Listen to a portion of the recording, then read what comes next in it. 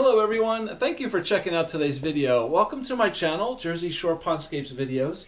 My name is Chris. We talk all about koi ponds and water gardens, pond filtration, aquatic plants, fish, the whole bit here. Maintenance, problem solving. I got videos covering just about every topic you can think of. Please use the playlists here on the channel to help navigate, find your way around, find the videos you're looking for. And please hit the like button and subscribe to my channel if you're really into koi ponds and water gardens. I really do appreciate your support, and I have a ton of videos here for you guys to look through and watch, and hopefully it can help you out. So today's video, we're kind of getting off of the subject of ponds a little bit and a little bit more into landscaping around your pond. I just want to tackle the idea of whether to use sod or grass, a seed, around your pond, after you are done with the construction. So there's a couple different things that I want to suggest to you. I mean, obviously, yes, I do specialize in building koi ponds and waterfalls and all that stuff, but I also do a lot of landscaping, a lot of landscape work. So in doing so, I wanted to talk to you about the benefits of putting sod down, rather than planting grass seed. I think anyway, okay? Now, in our area, we basically have two different types of sod, right? We have a bluegrass sod, which is the most common, and we have a fescue sod, which is actually a combination of bluegrass and fescue grass combined. When possible, if I can, I always want to buy the fescue sod. The difference is basically the fescue mix in that sod is basically a little tougher, thicker, little heavier grass. It's better if you have pets and dogs running around the yard, kids running around the yard. And it does a little bit better when it comes to sandy soils, and just maybe a little more drought resistance, a little less disease resistant as well, compared to the bluegrass. But either one, okay, really works. They look similar. You can't really tell the difference. But like I said, some of the fescue sod is just a little bit thicker, a little heavier blade of grass. Also, we have grass seed, right? And we can buy fescue seed, we can buy bluegrass seed, and we can buy ryegrass seed. Again, this is just our area, okay? There's many other different types of seeds, and God knows where you're watching from, so always consult your local garden center or turf store or whatever, and they'll help you out. But I just want to give you a brief description of why some grasses are different, all right, and how to choose different things, just so that when you go to your local garden center or wherever, that you are aware of choices, okay? Now, ryegrass is a cheaper grass. A lot of the ryegrass is pretty much more of an annual. It grows 1 year. It will reseed itself and grow again. But fescues and bluegrasses are, pretty much will grow year after year after year. Ryegrasses are also a bit cheaper, and they germinate a little bit faster, maybe 7 to 10 days. Within a week, you might start seeing this ryegrass start to grow. Now, keep in mind, if you are buying seed, all right, you will find that bluegrass is usually the most expensive. I just want to throw out numbers. Maybe ryegrass maybe $2 a pound, fescue maybe $3 a pound, and bluegrass maybe $4 or $5 a pound. All right. Don't get discouraged by the price. All right, because bluegrass is a very small, fine seed compared to ryegrass. In 1 pound of bluegrass, you probably will get 3 to 4 times as much grass seed as you will in fescue or rye.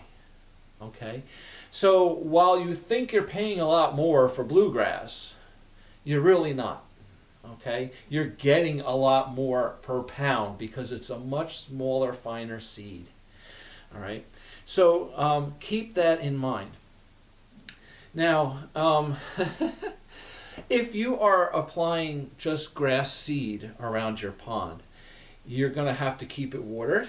All right, you want to, whatever, after you're done with the construction of your pond, you want to rake that ground out nice and smooth and level. Okay, rake it all out nice with a hard rake. Get out any rocks, sticks, debris out of it, and have a nice, smooth, flat surface. Okay, but loose soil on the top. Just rake it out with a nice hard rake, and leave it. Okay, and then you're going to throw your seed on top. Sometimes there's a starter fertilizer that you may want to put down, and sometimes you might even want to throw like a granular or pelletized granular lime down too to help condition the soil a little bit. But if your soil's good, you just throw grass seed down. Okay, you may want to put a little hay or straw, something like that, on top of it. The purpose of that basically is to help hold in some moisture and to help keep the seed in place if it should rain, right? We don't want it to wash away. The straw, the hay, that we put up on top will help hold it down until it starts germinating and growing. And then in time, that hay and the straw will kind of degrade and disappear. Now, there's another product called either pen mulch or green mulch, they call it, and it looks like little like turquoise blue-green pellets that can be thrown on top of the seed. I use that instead of hay or straw, simply because what it does is it contains a fertilizer and it helps to retain moisture. So by throwing these little pellets down on the top, it gives it a little feed, a little boost, helps to hold the moisture. And these little pellets, when you wet them, break down. So they kind of go from a pellet to mush. But it breaks down to cover the seed, all right? I like that stuff a lot. Honestly, I don't like using the straw. I just think it makes a mess. It just makes a mess. And it takes a long time for the grass to grow up through it. It does disappear. It will kind of rot away. But why make a mess? All right. I don't know. I just don't like the straw. Now, if I have the opportunity to sod rather than seed, I'll do that all day. All right. Sod is instant gratification. You're done. You're going to rake out your soil the same way you do as if you're going to put seed down. All right. But instead of seed, we're going to put down sod. All right. It's really not, it's a little more expensive. Not that grass seed's cheap anymore. All right, because by the time you put the seed down and you buy the mulch, you buy the seed, you buy the mulch, you got to keep it watered. You got to wait 2 weeks or so for it to start growing, okay? The sod, you rake your dirt out, same as you would for the seed. I usually do throw some granular lime down underneath it with a general purpose fertilizer, all right? Either a 10-6-4, 5-10-5, something like that. Nothing too strong. We don't want a turf fertilizer. We just want a general purpose garden fertilizer. Like I said, they call it like a 5-10-5 or 10-6-4 or something like that. Throw that down, sprinkle that down under, put your sod down on top of that. All right, you want to put the sod down so that's kind of staggered sections, so they kind of lock in place a little tighter. Put them in each piece nice and tight, close to each other, and water it in. Okay, now keep in mind when you water in the sod, you have to soak it because the water has to go through the sod, through the roots, through the dirt, and into your dirt, the ground, to saturate and soak the whole thing. Ideally, new sod in the summer, I suggest to water twice a day. Once in the early morning and then once later afternoon or early evening, okay? You don't want to water at night so much because you don't want water sitting on the grass, because that's how fungus and stuff like that can grow in the lawn. So early morning and maybe, later afternoon, early evening, you can water it. Once it gets rooted in, you'll be much better. Now, funny story.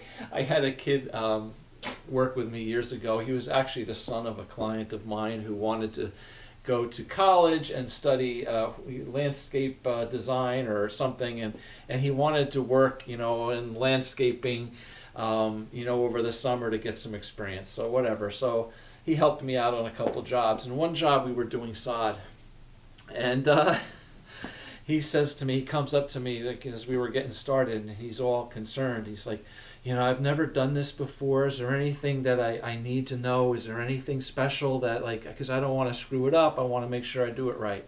So I was teasing him, I said, all right, listen, there's one thing you got to do. It's very, very important. If you screw this up, our whole job is ruined. And he's like, what is it? What is it?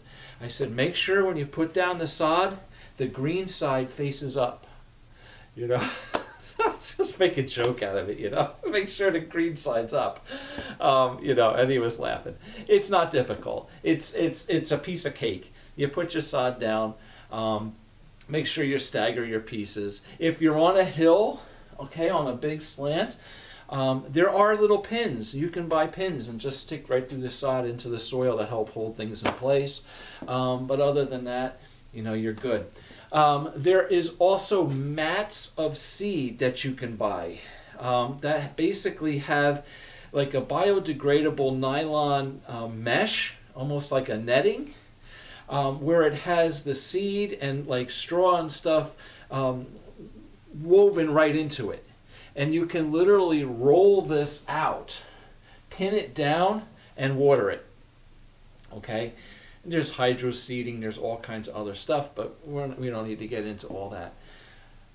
Basically, I just wanted to point out to you, the advantages of seeding or putting sod down. I prefer sod. My job's done. It looks beautiful, right? It's easy to do, and it's really not that much more expensive. A little bit, but not much more expensive than putting seed down. And you don't have to wait 2 weeks and hope that your grass seed grows, and then have to worry about cleaning up, the raking out the straw and stuff that you used, and keeping it watered to get the seed to germinate. It's just easier. Put down your sod, you're done. Okay, yeah. So that's basically it. I just wanted to give you an idea of your options. Also, if you're putting sod down, you just built your pond, you're putting sod down, or you're putting seed down, whatever, you're going to grow grass around your pond. I would suggest that where your rocks are around the edge of your pond, to leave maybe at least 6-8 inches, if not maybe a foot, between the rock and gravel of your pond and your grass. All right, keep an edge, keep a border. Maybe between the grass and your pond, you might want to put gravel, mulch or something else. But the reason being, you don't want to put the grass right up into those rocks on the side of your pond, because you can't cut it. Okay? If I had come, like I said, 8 inches, a foot off of my pond, and I do an edge, and I keep grass here, and then, mulch or rock, gravel here. Now when I want to cut my grass, I can come with the lawnmower and cut right down there with no problem. If I have the grass growing all in between the rocks, I can't cut it with my lawnmower. So what I'm going to have to do, grab a weed whacker, right? Then I got to get a weed whacker and go, in between all the rocks and stuff, and it's going to be flying up all over. You're going to get grass in your pond and all kinds of garbage. Just a lot cleaner, right? Leave your grass a little bit off of your pond. All right, this way, cutting it makes life a lot easier. All right. All right, so yeah, so that's basically some ideas about using seed versus sod. Again, whatever parts of the world you're in, wherever you are, you may have different types of grass. I know the different grasses that grow down in like southern states here in the U.S. is different than what grows up in the northern states. There's definitely a lot of different grasses. Heat tolerance, drought, and all kinds of different factors come into play no matter where you are. So again, just consult your local garden centers, consult your turf farms, as to what your choices are. But know that you should have choices. There should be different types of grass, and find out which might be best for you in your location. And it really makes a finishing touch around your project to see nice green grass instead of dirt, right? So, and it keeps everything clean, which is really nice. Helps with erosion, right? If you get rain and you got mud and dirt all over the yard, that mud and dirt can run off onto a patio, your driveway, God knows what, wherever, right? Throw down your sod. Once that roots in, everything is stabilized, the job is nice and clean, and it looks great. All right, so thank you very much for watching. I hope you liked the video. Please hit that like button, subscribe to the channel, and we'll see you back again soon in another video. Take care and have a great day. Bye.